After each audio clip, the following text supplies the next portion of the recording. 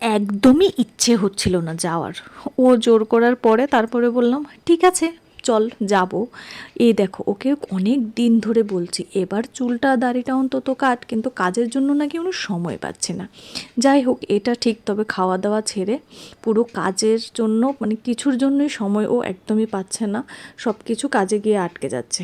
তো যাই হোক এখন ওর সাথে একটু খুনসুটি করে তারপর আমরা বেরিয়ে পড়বো আজকে পেটুক সমাবেশে। দাঁড়াও, পেটুক সমাবেশে যাওয়ার আগে দুই ভাইকে একসাথে দেখাই, মার সাথেও একটু দুষ্টুমি করি। আরে আরে বাবানি 2 ঘন্টা ধরে কিতাই পড়ে রইছি, 2 ঘন্টা আগে আমারে ফোন করে কয় কিতা খাইবা লই আইতাছি দাঁড়াও। আচ্ছা অনেক কিতা লই আইছো কো কিদানছো কিছু খাইতে না কইছো কিছু কিছু আছে ওই বসু যাবে পয়সা আচ্ছা লটার ফটো আছে লটার ফটো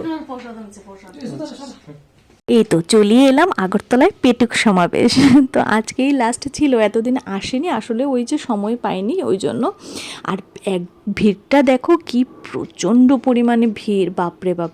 লাস্ট ইয়ার তো আরেকটু কম ছিল। আর ওই যে বনফায়ার সেটাও শুরু হয়ে গেছে। লাস্ট ইয়ারের পেটুক সমাবেশের ভিডিওটাও কিন্তু আমার প্রোফাইলে দেওয়া আছে।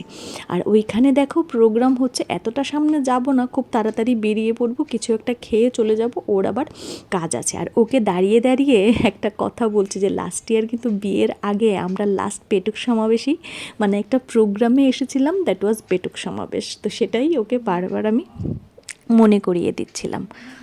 ও বলছে না তুই ভুল বলছিস, আর আমি বলছি ঠিক আছে আমার প্রোফাইলে গিয়ে ভিডিওটা আছে, যখন থেকে ব্লগ করি না ব্লগে অনেক কিছুর প্রমাণই থাকে, তো সেটাই বলছি। আর এখানে আমরা ওই যে বললাম কিছু খেয়ে বেরিয়ে পড়বো, তো চলে এলাম রাজবাড়ির সামনে। আর খাবো বাসন্তী পোলাও আর একটু সাথে কষা চিকেন। তো সেটা খেয়ে সবাই বেরিয়ে পড়লাম। আমরা চলে যাচ্ছি বাইকে, আর দীপ আর অন্বেষা স্কুটিতে বেরিয়ে পড়বে।